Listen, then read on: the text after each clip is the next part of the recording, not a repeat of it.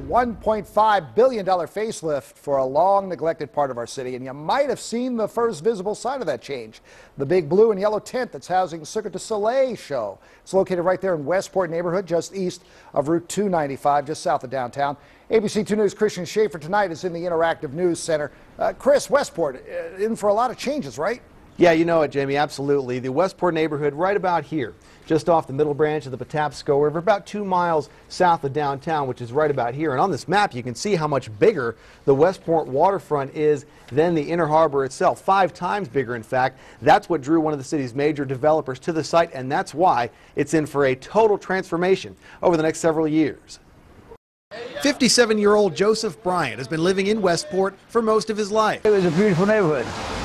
You never had to leave the neighborhood for nothing. You had everything around here. Now it's easy to find boarded-up homes and vacant storefronts on the main drag, Annapolis Road, but Westport has something other blighted neighborhoods in Baltimore City don't.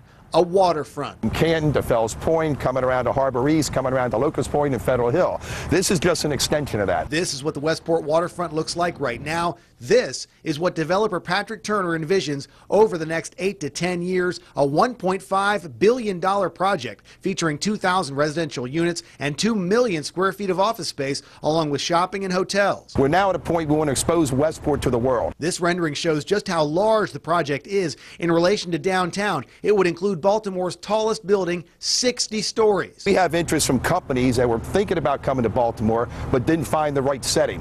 They saw this project, and now we're talking deals about moving office buildings down here from Northern Virginia. The project's been helped by what's known as a TIF, tax increment financing. Baltimore City sold bonds, then gave the money to the developer, who will pay back the city with money from tenants. Critics say it's risky and unfair to average citizens, but Turner says without the TIF, the Westport waterfront would have remained an empty lot for decades. But they got to realize the value of the TIF. This property currently pays $95,000 a year in property taxes on 50 acres of land.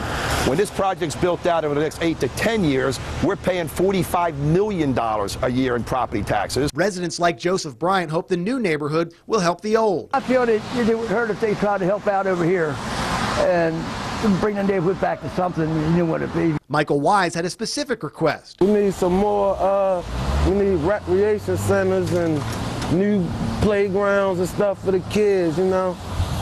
That's about it, and just fix it up for us. Turner says his group has been reaching out to the community since the project began, and he's promising much more help in the future. We've made huge capital investments back into the neighborhood.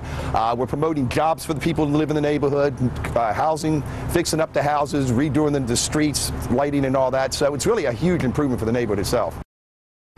And Turner says construction on of an actual building here on the site is going to begin next summer. There's even a plan to put a massive 236-foot tall metal sculpture on the site. That's taller than the Statue of Liberty. Wow. If you don't include the base. I've got a picture of what that would look like on our website, abc2news.com. Live in the Interactive News Center, Christian Schaffer, ABC 2 News. Great report.